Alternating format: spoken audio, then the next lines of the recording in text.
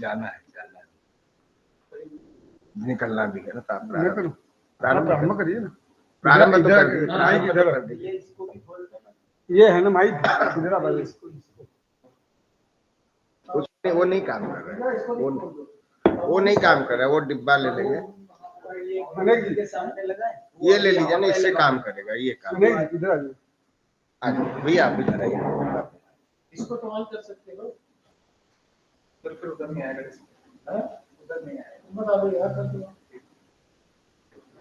उसकी तो फिर भी जरूरत नहीं, वो सामने है।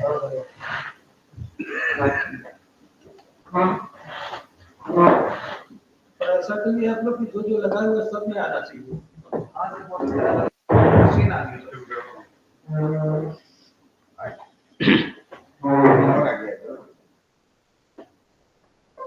और पास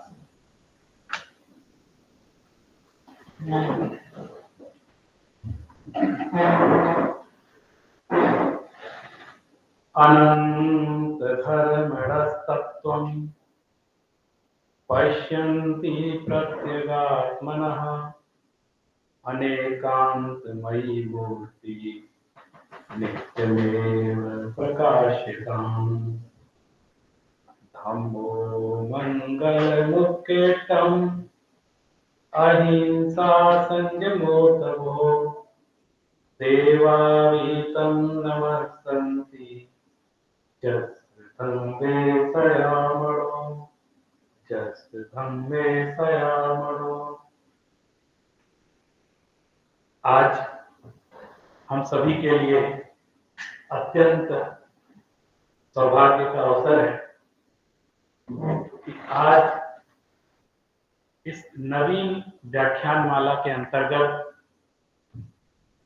भगवान महावीर व्याख्यानमाला इस क्रम में हम सभी को संपूर्ण संस्कृत विश्वविद्यालय से पधारे हुए दर्शन जगत के सुविख्यात मनीषी प्रोफेसर अधिकारी जी को सुनने का अवसर प्राप्त हो रहा है। मैं इस अवसर पर समागत सभी विद्वज्जनों का एवं विद्यार्थियों का हार्दिक अभिनंदन करता हूं, उनका स्वागत करता हूं और बिना किसी विलंब के मैं आदरणीय अधिकारी जी से निवेदन करता हूं अपने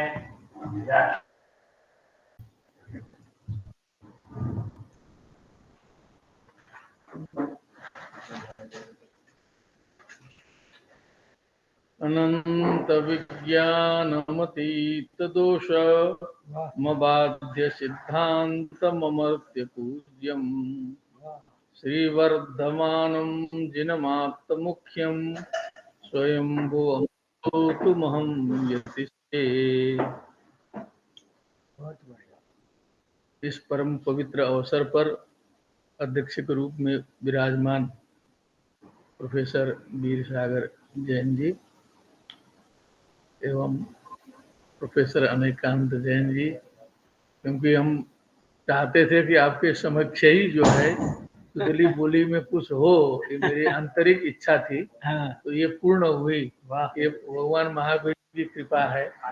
और हमारे जो प्रोफेसर दीक्षित जी हैं, प्रातः काल से ही आप उपस्थित रहे हैं और प्रोफेसर मिश्र और डॉक्टर मार्कंडेय तिवारी जी और लेखराज जी तिवारी जी तो इसके पूरे संयोजक ही हैं। और प्रातः काल से ही उद्घाटन सत्र से हम लोग यहाँ परिचर्चा कर रहे हैं। योजना ऐसी बन रही थी कि दर्शन व्याख्यान माला यहाँ आयोजित हुई। उसमें जो है जितने जितने मुख्य विभाग है, सभी विभागों को समेटा नहीं जा सका। तो जब विषय बन रहे थे तो कुछ चर्चा परिचर्चा हमसे होती थी, जैन दर्शन विभाग के नाम से भी क्या विषय करना, क्या करना। तो भगवान महावीर व्याख्यान माला ये नाम सबसे उपयुक्त रहेगा। इसी माध्यम से कुछ न कुछ चिंतन मनन चलता रहेगा, प्रतिवर्ष चलना चाहिए। और उसी बहाने जो है सो कुछ उसमें गति बढ़ेगी अपने भी। एक बात प्रातः काल का मैं थोड़ा सा प्रसंग लेना चाहता हूँ। हमने उसमें निवेदन किया था ये सारे दर्शन है, चिंतन मनन है, तो सभी दर्शनों का चिंतन मनन विद्वानों को करना चाहिए, आग्रह मुक्त होकर के करना चाहिए, उसके अनुबंध चतुष्टय की दृष्टि से करना चाहिए, जिससे उस दर्शन का जो तत्व है वो जो है कुछ हृदयंगम हो सके। आग्रह दृष्टि से करने पर कोई दूसरा दर्शन दूसरे को समझ में नहीं आएगा, क्योंकि काफी विपरीत लगेगा। फिर बौद्ध दृष्टि से सोचेंगे तो जैन दर्शन कभी नहीं समझ में आएगा, जैन दर्शन की दृष्टि से दूसरा दर्शन नहीं आएगा। ये एक व्यवहारिक कठिनाई है। उसमें आग्रह मुक्तता जो है सबसे बड़ी चीज है, ये होना चाहिए। आग्रह त्यागना चाहिए, वेदांत भी अंतिम में जाके कहता है, और जैन दर्शन के निचोड़ में भी यही आता है कि आग्रह मुक्ति होनी चाहिए। एक चंदन मुनि थे जैन दर्शन में, आप लोगों ने जानते होंगे, वो संस्कृत के अच्छे विद्वान थे। उन्होंने लिखा कि हा धर्म नामतः के नर्था जाता धरातले इदानीम अपि जायन्ते संग्रामा दृष्टि भेदतः। ये चंदन मुनि जी के ग्रंथ से मैंने पढ़ा था। उन्होंने एक एक इंद्रियों के विषयों को लेकर के उसमें बहुत बढ़िया बताया है जो है। तो आग्रह मुक्ति और भगवान की कृपा एक, अब हम अपनी प्रशंसा नहीं है, कई दर्शनों को पढ़ा जाता है, लेकिन जिस दर्शन को जब पढ़ते हैं देखते हैं तो हमको लगता है कि हम यही हैं। उसमें गुण दिखाई देता है, उसमें नकारात्मकता और दूसरापन नहीं लगता अपने को। तो मैं भैया के सामने बोलता हूँ, क्योंकि ब्राह्मण कुल में जन्म हुआ, वैष्णव दीक्षा हुई, बड़ा आश्चर्य संयोग है। दीक्षा में वैष्णव और ब्राह्मण कुल में जन्म, लेकिन निष्ठा सर्वत्र है। और इसमें विशेष करके जो वैदिक दर्शनों के अतिरिक्त जो बौद्ध दर्शन और जैन दर्शन में थोड़ा मेरा बाद में परिचय आया। पहले मैं बौद्ध दर्शन में गया तो उसमें बोधिचर्यावतार सारा हमने सब किया, उस पर तो व्याख्यान भी किए। बाद में भगवत संयोग से प्रोफेसर अशोक कुमार जैन है बीएचयू में, प्रोफेसर फूल जैन, जैन प्रेमी जी हैं हमारे यहाँ, आपके पिताश्री। तो मैं भारतीय दर्शन लिखने लगा तो उसमें जैन दर्शन का जब प्रकरण आया तो उनसे मैं मिला, तो कुछ चीज में गड़बड़ा रहा था, उन्होंने ठीक ठाक कर दिया। एक लेख भी लिखा उसमें जैन दर्शन का जो है सो।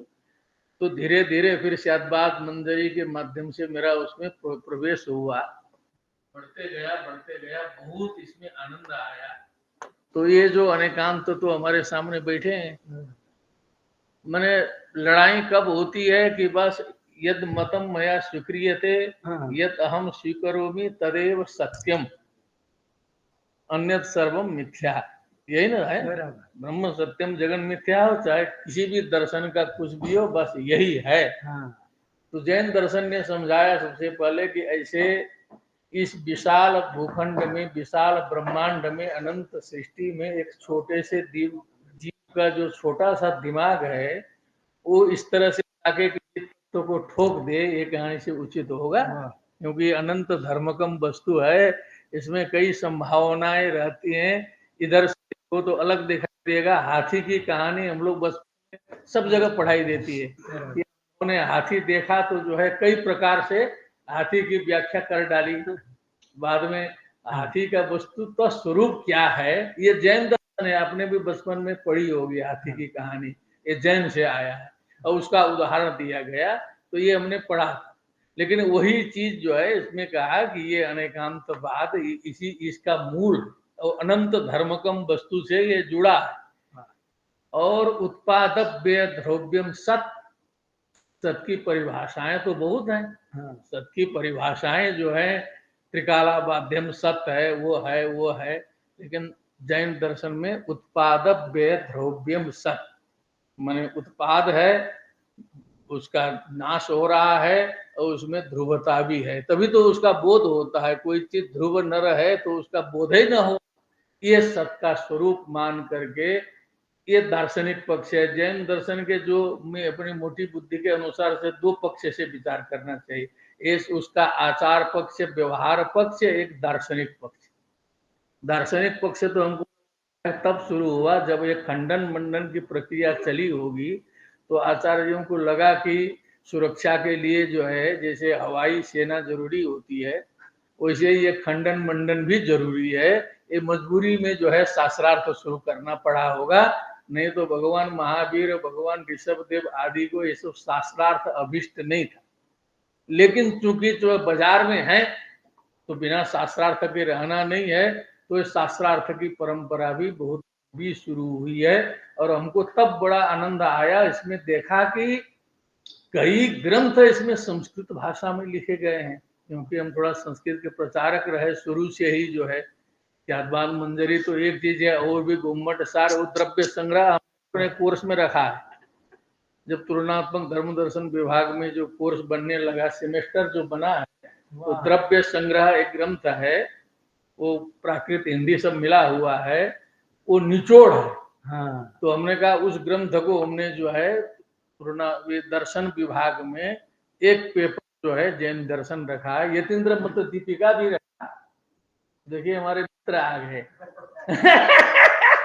प्रातः काल नहीं आए तो परोहा जी नहीं है, वैष्णव नहीं है, लेकिन हमने यतीन्द्र मत दीपिका भी रखा है, उसमें कोर्स में प्रथम बार, और द्रव्य संग्रह रखा है।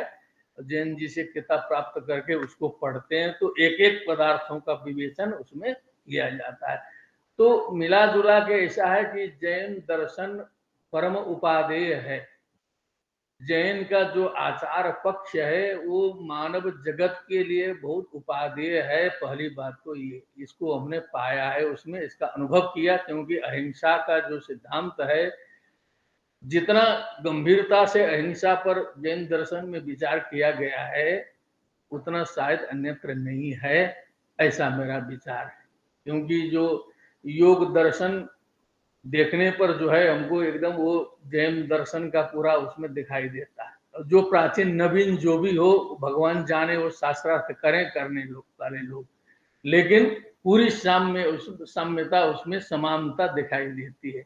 तो इस प्रकार से जो भारतीय शास्त्र जितने हैं एक दूसरे से उपकृत हैं, बिना नाम लिए जो है इधर का उधर, उधर का इधर, अंदर अंदर बहुत कुछ हुआ है। देखिए आप लोग अधिकारी विद्वान बैठे हैं तब मैं बोल रहा हूँ, यहाँ वैदिक भी बैठे हैं, वहाँ जो हमारे एक मित्र हैं, वो घनिष्ठ मित्र हैं, वो भी बैठे हैं, उनको बहुत व्यंग भी मारते हैं बीच बीच में, तो वो बैठे हैं। लेकिन ये जो भाव है ना सब जगह घुसा है, इसीलिए विद्वानों को और छात्रों को ऐसा करना चाहिए कि जिज्ञासा पूर्वक जो है उन दर्शनों का अध्ययन करें, श्रद्धा से करें। देखिए जैन दर्शन के अध्ययन का फल मैं बताता हूँ, कुछ नहीं जानता इसमें 1 पैसा जानता हूँ, अभी 0 पॉइंट से थोड़ा आगे, लेकिन उसी में मैं अब जब समझ लीजिए 10-12 का व्याख्यान कर दिया। 29 तारीख को मेरा भारतीय दर्शन में जैन दर्शन का महत्व, इस विषय पर बरणी संस्थान है कोई सुंदरपुर में, उसमें मेरा व्याख्यान है। और बौद्ध दर्शन समझ लीजिए कि बुद्ध जयंती में मैं ही मुख्य वक्ता था। महावीर वो क्या थेरवाद में भी और महायान में भी, दोनों में। तो थोड़ा सा आगे बढ़ने को तो इतना एक्सेप्ट लोग कर रहे हैं। 2 पैसा तुतला रहा हूँ मैं जो है, वैष्णव अद्वैत तो सब अपने यहाँ पुराने से है ही, तो प्रश्रय तो देते हैं ना, कम से कम हमने थोड़ी सी। तो जैन ने तो कहा कि आप थोड़ा सा एक हाथ बढ़ाओ, तो हम भी एक हाथ बढ़ाएं क्या जी, हमारा किसी से विरोध नहीं है। वो जो प्रसिद्ध श्लोक है जिसको दोहराना जरूरी नहीं है, फिर मैं बताता हूँ कि 6 मुख में जिनो पक्षपाता, वो भी, और वो जो भव बीजांकुर जनना रागाद्याक्षय मुपागता यस्य हरो ब्रह्मा वा विष्णुर्वा हरो वा जिनो वा नमस्तस्मै। तो ये कहने का सामर्थ्य हम में होना चाहिए कि यदि दोष नहीं है तो कोई भी हो उसे मैं स्वीकार करूंगा। ये दृष्टि जैन दृष्टि है। इस पर थोड़ी सी सीरियसली हमारे विद्वान भी लेंगे, 1-2 पुस्तक का अध्ययन करेंगे, देखेंगे, तो उन्नति ही होगी, इसमें अवन्नति की कोई संभावना नहीं है, कोई भय नहीं है। अब रहा अंतिम में जो है हमारे मित्र शास्त्रार्थी हैं, वो जो आए हैं, शास्त्रार्थ की दृष्टि से इसमें हमने थोड़ा सा विचार किया कैसा है। तो शास्त्रार्थ की दृष्टि से भी इसमें मैटर कम नहीं है। बहुत जबरदस्त जो है प्रश्न उठाया गया। अब मैं एक चीज सुना देता हूँ। पहले तो न्यायिक लोग बैठे हैं, न्यायिक के लिए इन्होंने कहा कि सियादबाद मंजरी का 5वां श्लोक है। हाँ मैं एक खट से निकाल दिया हूँ, वो लंबा खोजना नहीं पड़ रहा है। वस्तु का स्वभाव क्या है? समस्त स्वभाव होता है। हाँ तो यहाँ पर जो है पदार्थ जो है नित्या परमाणु रूपा, अनित्या कार्य रूपा, पुनः त्रिविधा शरीर इंद्रिय विषय भेदा। तो उस पर जो है ये जो मल्लिसेन सूरी जी, अरे जो सियादबाद मंजरी का ने जो है व्यंग किया है, आदीपम आप्योम समस्वभावम वाह स्याद्बाद मुद्रा नति भेदी वस्तु तन्नित्यमेवैकमनित्य मन्यत इति त्वदाज्ञामिषतां द्विषतां प्रलापाः।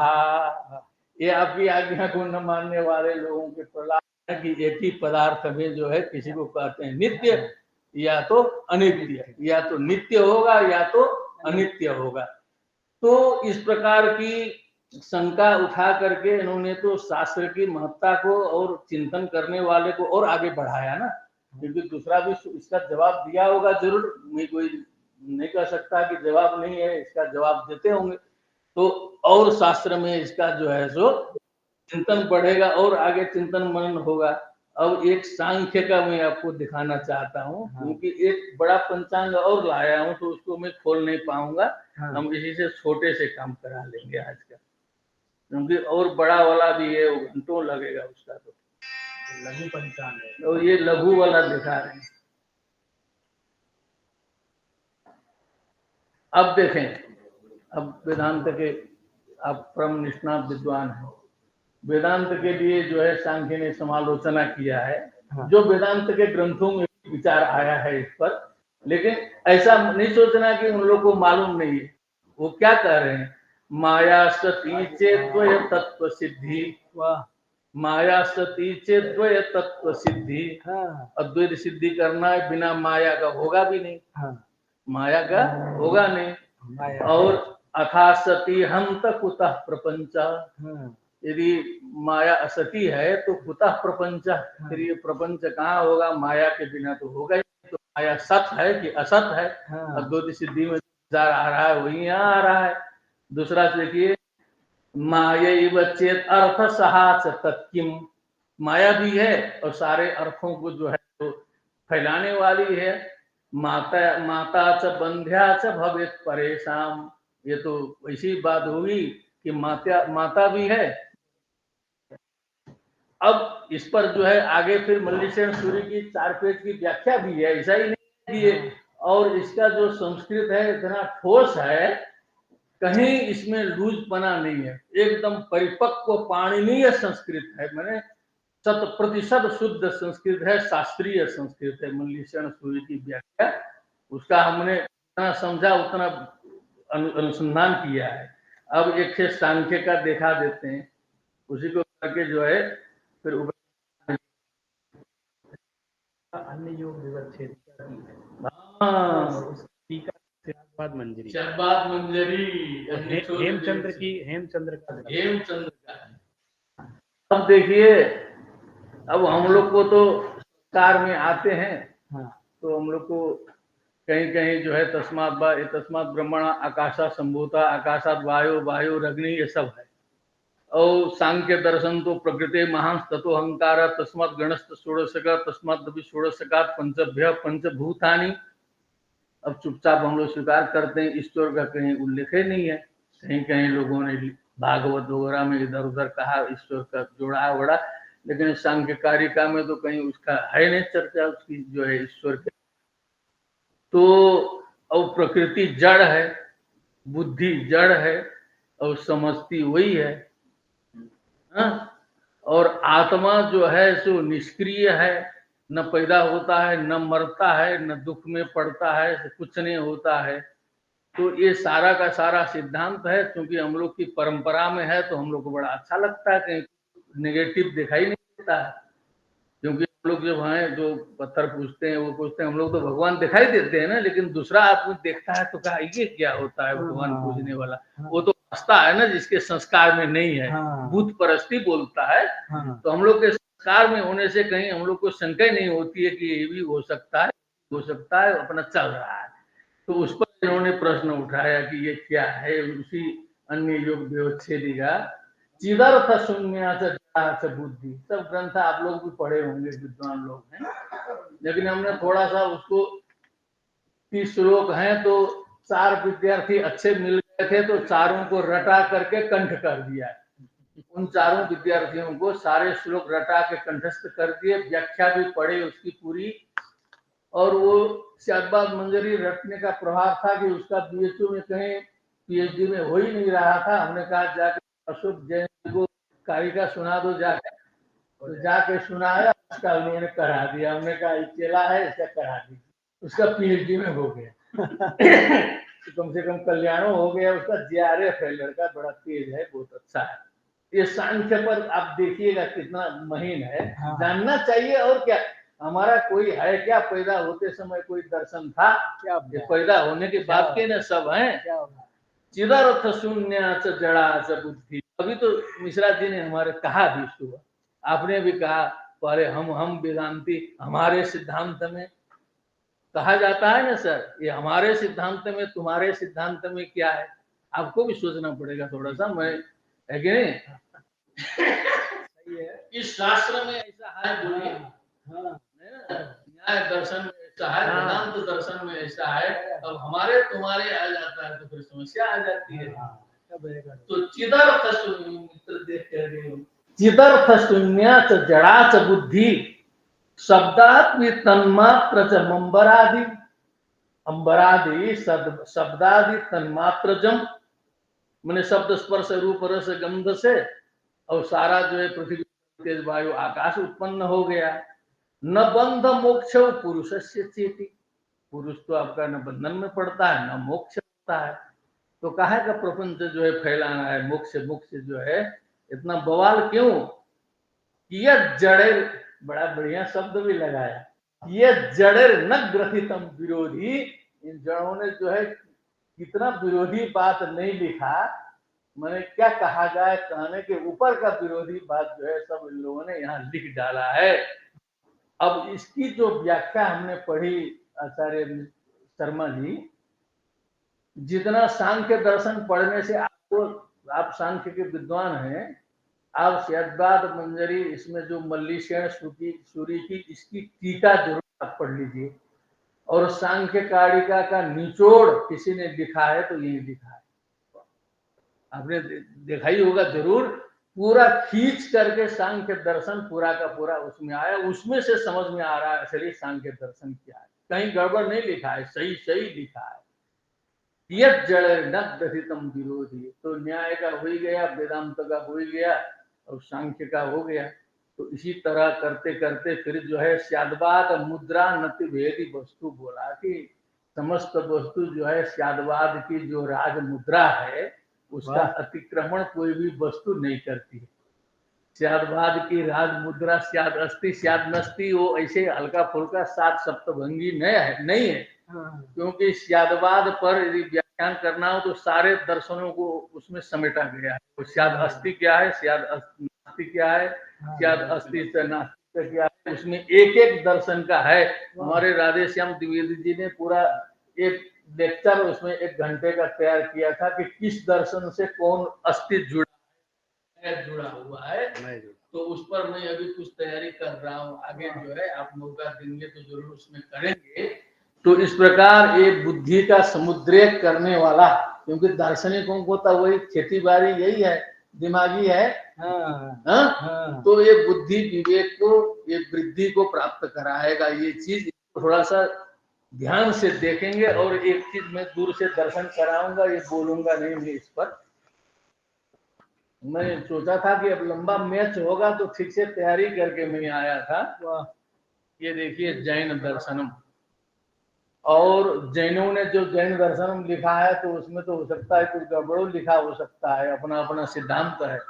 तो हमने जैनों के द्वारा लिखित जैन दर्शनम नहीं लाया, एक अद्वैती के द्वारा लिखित जैन दर्शनम लाए थे। समझ रहे हैं ना? आप लोग ने किताब देखा है कि नहीं? द्वादश दर्शन संग्रह, देखिए आपका भी बढ़ा। हाँ, द्वादश दर्शन संग्रह महामंडलेश्वर विद्वत वरेण्य काशिकानंद मुंबई वाले ने द्वादश दर्शन संग्रह आर्या छंद में प्रत्येक दर्शन में 100 श्लोक लिखा है। प्रत्येक दर्शन में 100 आर्या छंद में लिखा है द्वादश। उनका जो जैन दर्शन ये है, इसमें हम देखें तो जैसे सांख्य दर्शन को समझने के लिए श्यामबाद मंदिर का वो जो श्लोक समझना पड़ेगा, वैसे जैन दर्शन समझने के लिए बस इतना जो है ये 20 पेज देखना पड़ेगा, क्योंकि आप वो सारे ग्रंथों में जाएंगे उलझ जाएंगे पूरा जो है। उस विद्वान ने पूरा निष्कर्ष जो है उसका निकाल लिया है ईमानदारी से। ईमानदारी से बदमाशी नहीं किया, क्योंकि द्वादश दर्शन संग्रह लिखा है और शुरू में देखिए मंगलाचरण किया है। सम्यक दृष्टि ज्ञान चरित्र तीर्थंकरानुपाश्रयिणाम सिद्धशिला मध्य भवानपि बोधायार्हतो वंदे। आर्या छंद है। सिद्धशिला की चर्चा तो आप जान ही रहे हैं। अब वो मन पर्याय क्या क्या बुद्धि बुद्धि सब प्रमाण प्रमेय, तो अब तो हमको लग रहा है कि घंटों उसमें हम व्याख्यान कर सकते हैं। अब अंतिम में सुना देता हूँ। सोयमलोकाकाशं धर्मा धर्मादि रहितमापद्य नोर्ध्वं प्रवर्तते वा न च पुनरावर्तते भुवि वा। और कई जगह आत्मा इत्यादि के संबंध में जो अन्य वैदिक संबंधों के दर्शनों के समान ही विचार भी हैं। बहुत से विचार जैन दर्शन के ऐसे हैं जो सामने भजते हैं। केवल कुछ जो अनंत धर्मकम और अनंत अनेकांतवाद स्यादवाद आदि को छोड़ दीजिए, तो बहुत से सिद्धांत पद्म पुराण, बहुत से पुराण है, ग्रंथ है, तो सारा का सारा आपको न बताया जाए कि जैनों का पद्म पुराण है तो पूरा सप्ताह कर लेंगे लोग उसी में। गलत बोल रहा हूँ? बहुत से ऐसे ग्रंथ हैं कि बता दिया जाए कि जैन का है, क्योंकि एक जगह ऐसे हो गया पद्म पुराण खरीद के लाया गया और जैन वाला पद्म पुराण आ गया रहा, और जो है फिर बाद में पता चला तो उसको लौटा के दूसरा पद्म पुराण लिया, नहीं ले जाके सप्ताह हो जाता। अब अंतिम में सुना देता हूँ। तत्र च सिद्ध शिलायाम, देखिए प्रोफेसर साहब, तत्र च सिद्ध शिलायाम दुख लवास्पर्श परम सिद्धायाम। दुख लवों के स्पर्श जो सिद्ध शिला है, दिव्यत्यनंत कालम मुक्त सर्वात्मना जीव। दिव्यति अनंत कालम मुक्त सर्वात्मना जीव। मंगलयतिना कृतिना कृतिरियमखिलस्य मंगलाय कृता। विज्ञाय सकल शास्त्र प्रतिपादित सूक्ष्म सिद्धांतम। आर्हत सिद्धांतम ये संक्षेपेणानुबुद्धुमिच्छन्ति। तेषां उपकृति हेतु कृतिरियम अर्हस्त्वाम अर्हताम प्रीत्यै। श्री परमहंस परिव्राजकाचार्य महामंडलेश्वर श्री काशिकानंद यते कृतौ द्वादश दर्शन संग्रह जैन दर्शनम द्वितीयम। तो इस प्रकार समय की मर्यादा रखनी है, क्योंकि हम लोग को फिर आगे कार्यक्रम विलंब से प्रारंभ हुआ। मैं प्रोफेसर मार्कंडेय जी को अंतिम में वर्धापन और धन्यवाद देना चाहता हूं, क्योंकि आपने इस प्रकार की चिंतन परंपरा का प्रारंभ किया। और मैं एक आशा करता हूं कि अब दूसरे साल इस समय का अफरा तफरी मत रखिए, और मुझे ही मौका दीजिए और ठीक से मैं जो है इसको जो है लिखित रूप में भी ला करके आपके साथ में फिर प्रस्तुत करूंगा। और आप लोग भी बोलेंगे, एक एक सेशन चला दीजिए। 3 घंटा जैन दर्शन, 3 घंटा विशिष्टाद्वैत दर्शन, ऐसे चलाइए। द्वादश दर्शन का थोड़ा समय बढ़ा करके आप करिए, उसमें हम साथ रहेंगे। और भगवान महावीर के नाम से आप हम लोग बैठे। और ऋषभ देव की परंपरा, जो श्रीमद् भागवत में ऋषभ देव का दर्शन जो होता है, उनका जो आचार्य जी जो ऋषभ देव का जो चरित्र जो आप लोग जानते हैं, वही ऋषभ देव है। वो भिन्न ऋषभदेव नहीं है। हाँ जैनियों के ऋषभदेव और भागवत के ऋषभदेव एक ही हैं। हाँ ये मुझे प्रमाणित हो गया है। हाँ ठीक है ना। हाँ। तो उनका आप चरित्र देखिए, वहां से शुरू हुआ है, ये संत परंपरा है। अब ये सोचिए कि जैन परंपरा और बौद्ध परंपरा न होती तो ये भारतवर्ष का जो ज्ञान था वो पूरे विश्व में इस तरह से नहीं फैलता है। आज पूरा आधा विश्व, संपूर्ण विश्व इससे प्रभावित है। ये समस्त ओंकार परिवार और भारतीय वाङ्मय का इससे विस्तार हुआ है। ये बादे बादे जायते तत्व बोधा है। क्या है? बादे बादे जायते तत्व बोधा है। जब तक वो प्रतिपक्षी नहीं रहता है तो पक्षी का भी ज्ञान वर्धन नहीं होता। जितना पूर्व पक्ष तगड़ा रहेगा उतना उत्तर पक्षी जो है बढ़िया से सोचेगा, जवाब देगा। इसी पूर्व पक्ष आपने एक तत्व, आपने बहुत तत्व बोला है आज। नहीं निंदाम निंदितुम प्रभवित, अभी तो तत्व बुभुत्साया विधेयम स्तोत्रम। विधेयम। तो अपने दर्शन के विकास के लिए जो है सो सब खंडन मंडन, वैष्णव और खंडन ये विशिष्टाद्वैत और अद्वैत में भी कम उठा पटक नहीं है। न्याय और वेदांत में भी कम उठा पटक नहीं है। कभी समन्वय नहीं हो सकता है। दोनों वेदांती भी बैठे हैं, न्यायिक भी बैठे हैं। वो कभी एक किनारा ये है तो दूसरा किनारा वो है, द्वैत और अद्वैत। उससे बढ़िया तो जैन बौद्ध जो है आ जाएंगे अगल बगल में जो है। यहाँ तो घर में ये हालत है। इसीलिए हमें सहिष्णु होकर के अनेकांतवाद को समझते हुए आगे बढ़ना है। और इसी के साथ में मैं उपस्थित जो प्रोफेसर साहब आ गए तो इसीलिए मैं बहुत प्रसन्न हूँ। और आप सभी सुधीजन जो यहाँ उपस्थित हुए हैं सभी के चरण कमलों में प्रणाम करते हुए अपने वाणी को विराम लेता हूँ। सर्वे भवन्तु सुखिनः, सर्वे सन्तु निरामया, सर्वे भद्राणि पश्यन्तु, मा कश्चित् दुःख भाग् भवेत्। ओम शांति शांति शांति। हम बहुत बहुत आभार ज्ञापित करते हैं आदरणीय प्रोफेसर अधिकारी जी का। आप संपूर्ण भारतीय दर्शन के अधिकारी हैं, इसलिए आप प्रत्येक दर्शन पर, प्रत्येक शास्त्र पर बहुत अधिकारपूर्वक अपना व्याख्यान प्रदान करते हैं, हम लोगों को लाभान्वित करते हैं। आज आपने द्वादश दर्शन से भी हमको परिचित कराया।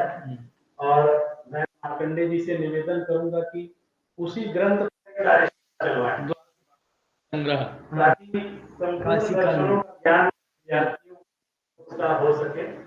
तो उस दर्शन की तरह आपने चर्चा की है कि जो विभिन्न दर्शन है अनेकांतवाद का जो नयवाद है उसमें गर्भित हो जाता है।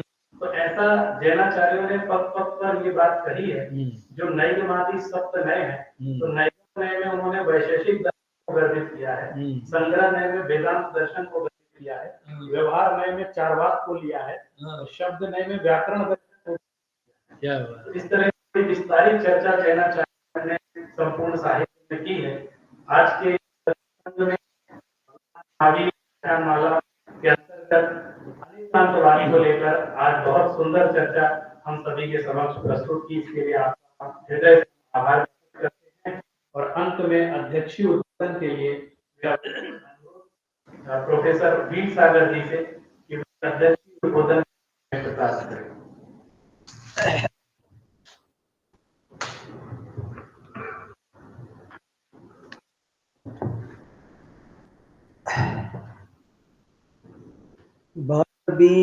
बीजाङ्कुरजननः अगाध्याक्षयमुपगता यस्य ब्रह्मा वा विष्णुर्वा हरो दिनो वा नमस्तस्मै। पक्षपातो न मे वीरे न द्वेषः कपिलादिषु युक्तिमद्वचनं यस्य तस्य कार्यः परिग्रहः। आदरणीय प्रोफेसर हरप्रसाद अधिकारी जी, आदरणीय professor professor professor Piyush Kant दी, इस व्याख्यान माला के संयोजक आदरणीय डॉक्टर प्रोफेसर मार्कंडेय नाथ तिवारी जी, विष्णुपद जी, आचार्य रामचंद्र शर्मा जी, आचार्य जवाहरलाल जी, आचार्य प्रभाकर प्रसाद जी और हमारे विद्वान छात्र और ऑनलाइन माध्यम से जुड़े हुए सभी जिज्ञासु, आज इस व्याख्यान माला में अभी हमने अनेकांतवाद विषय पर प्रोफेसर अधिकारी जी का एक बहुत ही महत्वपूर्ण व्याख्यान सुना, जो हमें उद्वेलित भी कर रहा था, हमें प्रेरित भी कर रहा था, हमें दिशाएं दिखा रहा था कि एक ही सूर्य सहस्र रश्मियों से बिखरा है इस विश्व में।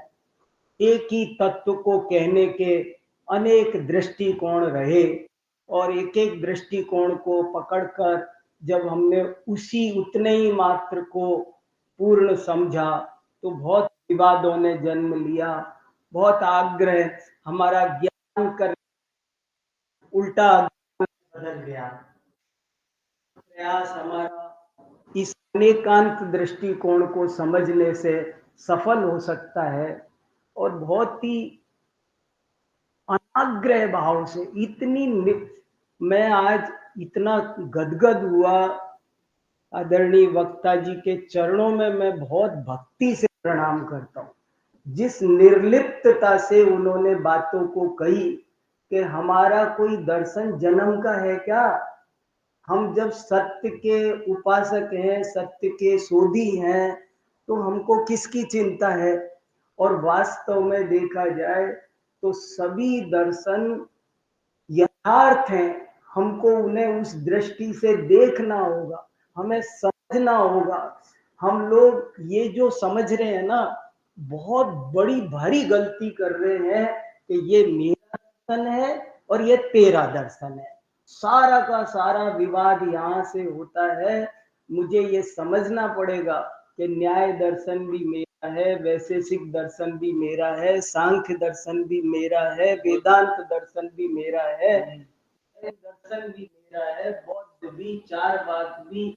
मैं आपको सच कह रहा हूं, अगर हम सही अर्थों में दार्शनिक बन सके, हम इस देश के इस केंद्रीय विश्वविद्यालय में, दर्शन संकाय में, मैंने कहने को इससे ऊंचा कोई और स्थान मेरी दृष्टि में नजर नहीं आता।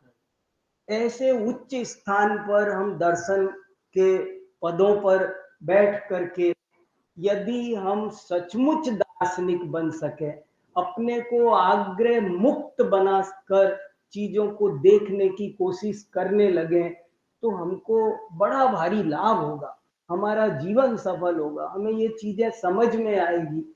और हमको, मैं भी बहुत ही अच्छे मन से कहना हूं, ये जो संकीर्णता आती है, ये जो एकांगीपन आता है, एक दफे प्रोफेसर वाचस्पति जी हमारे कुल गुरु, वो एक दफे यहाँ बोले थे, वो बोले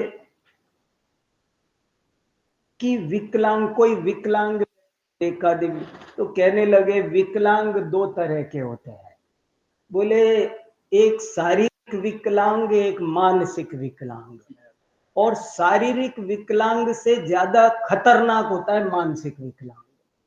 और बोले अनेकांतवाद है, वो मनुष्य को सर्वांग बनाता है, और एक दृष्टिकोण को पकड़ने से मनुष्य मानसिक विकलांग बनता है। तो ऐसे आज बहुत ही आनंद आया, और मैं तो उस क्षण की प्रतीक्षा करूंगा कि जब मैं आप विस्तार से इस विषय पे सुनूं, जो आज आपकी भावना है।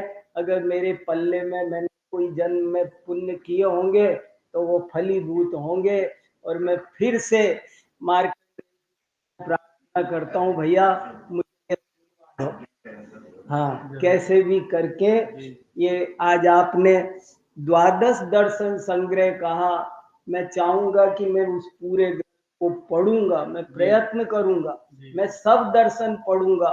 और मैं आज शर्मा जी अच्छे मन से कहना चाहता हूँ, मैं बहुत अपने की कोशिश में लगा रहता हूँ। मुझे लगता है कि मेरे अंदर जैन दर्शन का आग्रह नहीं होना चाहिए।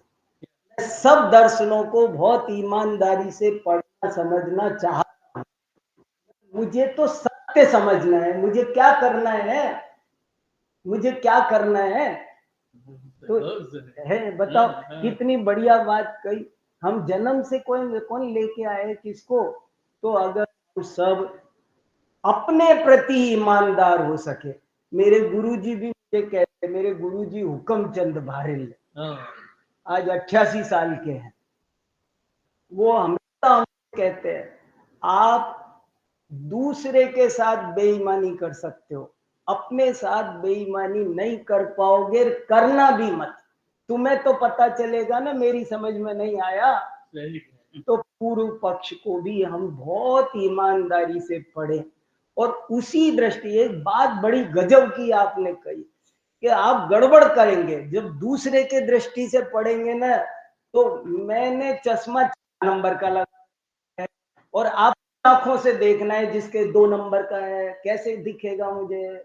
तो उसी चश्मे से उसी दृष्टि से मैं सब दर्शनों को जब पढ़ूंगा तो आनंद आएगा, कलियां खिल जाएगी।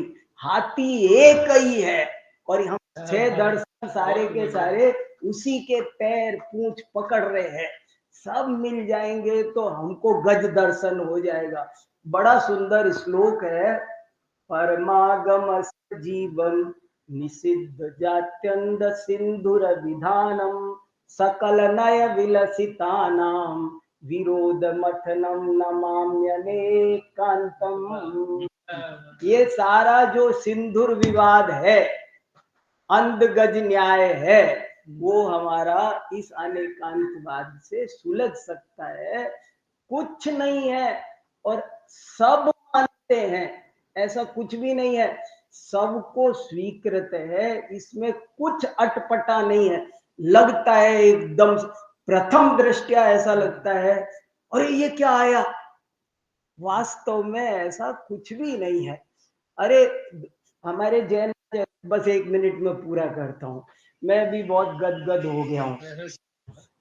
हमारे आचार्य ने एक बात कही कि भाव और अभाव यदि एक मानेंगे ना तो आप दोनों को ही खो बैठेंगे। आप एक को खोना चाहेंगे ना, आप कहेंगे मैं अकेला भाववादी हूं, अभाववादी नहीं हूं, तो आप भाव को भी खो देंगे।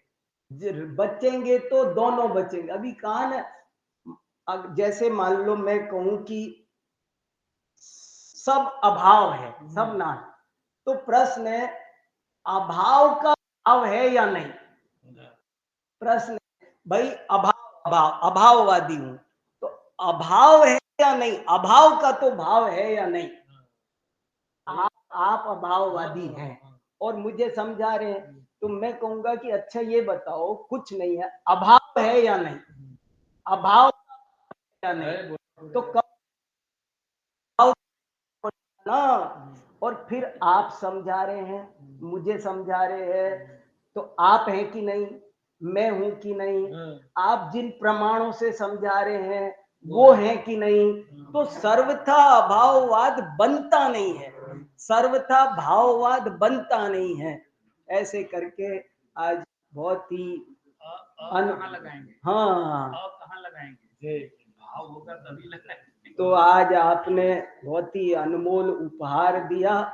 मेरे पास तो कोई शब्द नहीं आपको धन्यवाद देने के लिए। मैं तो फिर से आपके चरणों में प्रणाम करता हूँ और उस घड़ी की इंतजार करता हूँ जब आपको विस्तार से इनको धन्यवाद। हाँ, मैं आप सभी का बहुत बहुत धन्यवाद ज्ञापित करता हूँ। इस महावीर व्याख्यान माला में आप सभी यहाँ उपस्थित हुए।